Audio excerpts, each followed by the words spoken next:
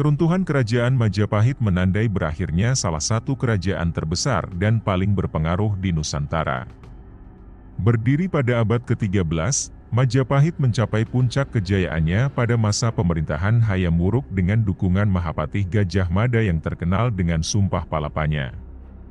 Majapahit berhasil menyatukan sebagian besar wilayah Nusantara, menjadikannya sebagai pusat kekuatan politik, ekonomi, dan budaya. Namun, kejayaan ini tidak bertahan selamanya. Mulai dari konflik internal hingga tekanan eksternal, berbagai faktor berkontribusi pada kemunduran dan akhirnya kejatuhan Majapahit. Salah satu faktor utama yang mempercepat keruntuhan Majapahit adalah Perang Paregreg yang terjadi antara tahun 1404 hingga 1406. Konflik saudara ini melemahkan stabilitas kerajaan dan mengakibatkan perpecahan di dalam struktur kekuasaan. Selain itu, invasi dari pasukan Tiongkok pada tahun 1407 menambah tekanan eksternal yang semakin merongrong kekuatan Majapahit. Pada pertengahan abad ke-15, Kesultanan Demak muncul sebagai kekuatan baru yang semakin menekan Majapahit. Puncak dari semua ini terjadi pada tahun 1527 ketika pasukan Demak, di bawah pimpinan Fathahillah, berhasil menaklukkan Trowulan, ibu kota Majapahit, menandai akhir dari era kejayaan Majapahit dan awal dominasi Kesultanan Demak di Jawa.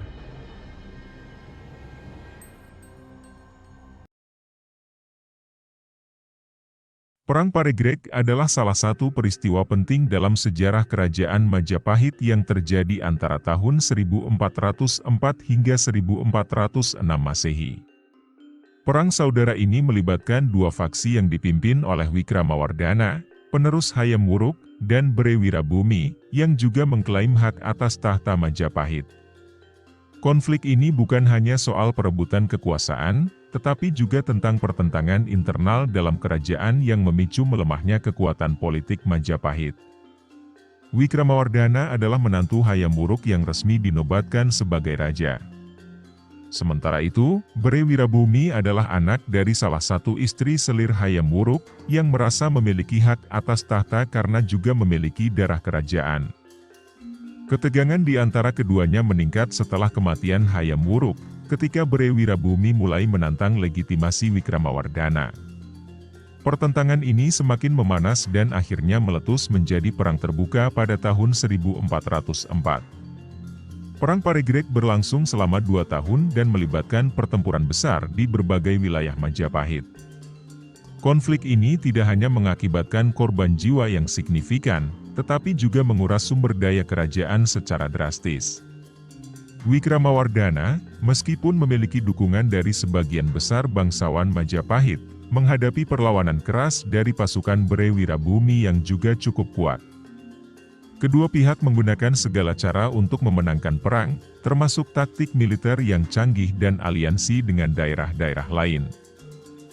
Pada akhirnya, Wikramawardhana berhasil mengalahkan Brewirabumi pada tahun 1406. Brewirabumi tewas dalam pertempuran, dan kemenangan ini seharusnya memperkuat posisi Wikramawardhana sebagai penguasa tunggal Majapahit. Namun, perang saudara ini meninggalkan luka mendalam dalam tubuh kerajaan. Banyak wilayah yang hancur, ekonomi yang lemah, dan stabilitas politik yang terganggu. Kerajaan Majapahit, yang sebelumnya merupakan salah satu kerajaan terkuat di Asia Tenggara, mulai menunjukkan tanda-tanda kemunduran. Perang Paregreg juga memiliki dampak jangka panjang terhadap struktur sosial dan politik di Majapahit.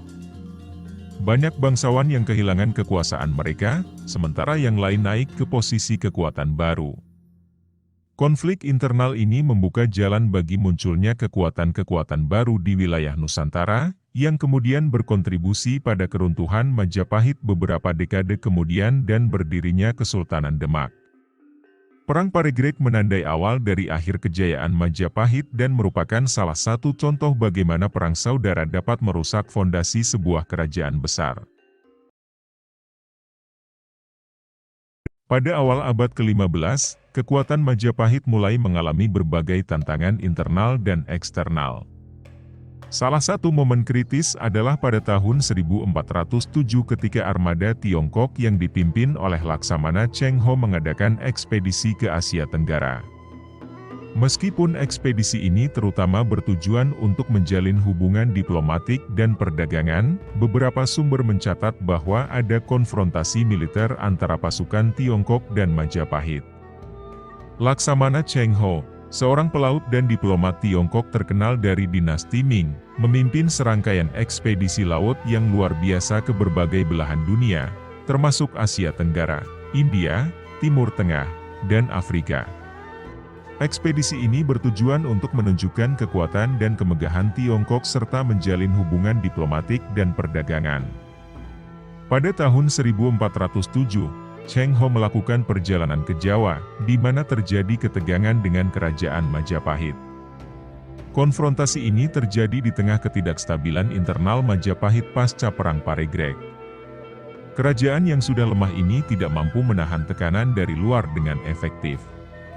Menurut beberapa catatan sejarah, salah satu pemicu ketegangan adalah ketika pasukan Tiongkok yang dipimpin oleh Cheng Ho menuntut pengakuan dari Majapahit atas supremasi Tiongkok dan mungkin juga upeti sebagai tanda hormat.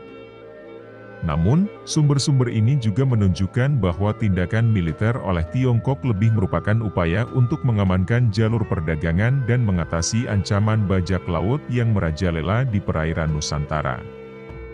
Walaupun tidak ada catatan yang sangat rinci mengenai pertempuran besar antara pasukan Majapahit dan Tiongkok, pengaruh ekspedisi Cheng Ho tetap signifikan.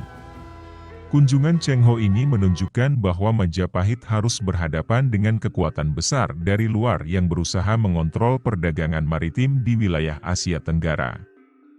Tekanan dari Tiongkok ini menggarisbawahi kelemahan Majapahit yang semakin jelas pasca Perang Saudara dan konflik internal lainnya. Dampak jangka panjang dari interaksi dengan armada Cheng Ho termasuk perubahan dalam dinamika perdagangan dan politik di wilayah tersebut. Majapahit, yang sebelumnya adalah penguasa maritim dominan di Nusantara, harus menyesuaikan diri dengan kenyataan baru di mana kekuatan asing mulai memainkan peran lebih besar. Meskipun invasi ini tidak berujung pada pendudukan langsung, ekspedisi Tiongkok tahun 1407 ini menandai awal dari era baru di mana Majapahit semakin terdesak oleh kekuatan eksternal dan akhirnya berkontribusi pada keruntuhan kerajaan tersebut beberapa dekade kemudian. Pada pertengahan abad ke-15, kekuatan Majapahit mulai memudar, dan wilayah-wilayah pesisir di Jawa mulai mencari kebebasan dan kekuatan mereka sendiri. Salah satu wilayah yang paling menonjol dalam masa transisi ini adalah Demak, yang kemudian menjadi kesultanan pertama di Jawa dengan pengaruh Islam yang kuat. Munculnya Kesultanan Demak pada tahun 1475 Masehi adalah titik penting dalam sejarah Jawa dan Nusantara, menandai berakhirnya dominasi Hindu-Buddha Majapahit dan awal dari penyebaran Islam yang lebih luas di wilayah tersebut. Raden Patah, yang diyakini sebagai pendiri Kesultanan Demak, memiliki latar belakang yang menarik. Menurut legenda dan beberapa sumber sejarah, Raden Patah adalah putra dari seorang bangsawan Majapahit dan seorang putri Cina. Dia dibesarkan di lingkungan yang kaya akan budaya dan pengaruh Islam, terutama karena banyak saudagar Muslim yang aktif di pesisir Jawa. Ketika dewasa, Raden Patah mulai mengkonsolidasikan kekuatannya di wilayah Demak, yang terletak strategis di pesisir utara Jawa. Pada tahun 1475, Raden Patah berhasil mendirikan Kesultanan Demak dengan dirinya sebagai Sultan pertama. Kesultanan ini tumbuh dengan cepat berkat dukungan dari para pedagang Muslim dan ulama yang melihat peluang untuk menyebarkan Islam lebih jauh di Jawa. Salah satu faktor kunci yang memungkinkan Demak untuk bangkit adalah keterampilan politik dan diplomasi Raden Patah, yang berhasil mendapatkan dukungan dari berbagai komunitas dan memanfaatkan kelemahan Majapahit yang semakin nyata. Kesultanan Demak tidak hanya menjadi pusat politik yang penting tetapi juga pusat kebudayaan dan agama. Di bawah kepemimpinan Raden Patah dan penerusnya, Demak menjadi pusat penyebaran Islam di Jawa.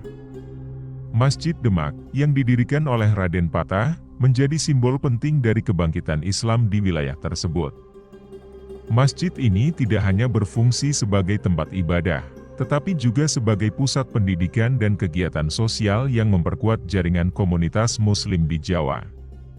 Munculnya Kesultanan Demak juga membawa perubahan signifikan dalam struktur sosial dan ekonomi di Jawa.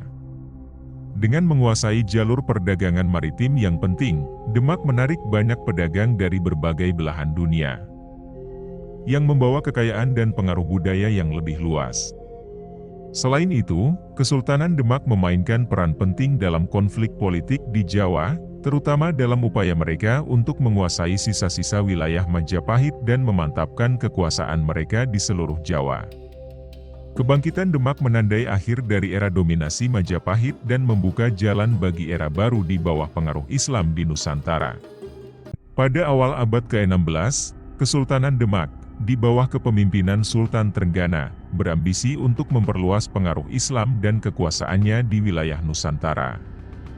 Salah satu upaya penting dalam mencapai tujuan ini adalah serangan ke Malaka, pusat perdagangan penting yang saat itu dikuasai oleh Portugis. Adipati Unus, putra Sultan Trenggana, memimpin ekspedisi besar ini pada tahun 1513 dalam upaya menggulingkan kekuasaan Portugis dan mengendalikan jalur perdagangan utama di Selat Malaka.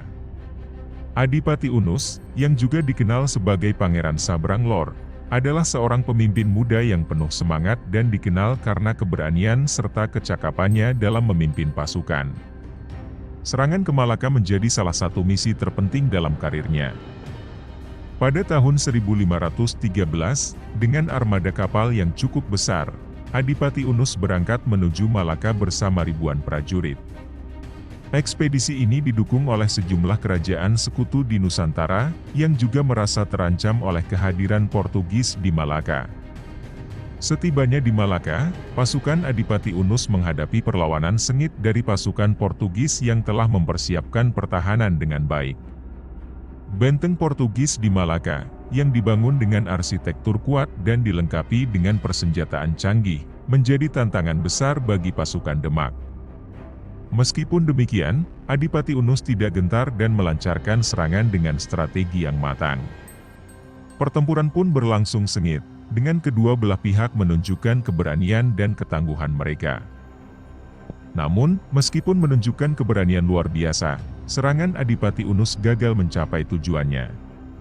Pertahanan Portugis terlalu kuat, dan pasukan Demak mengalami kerugian besar.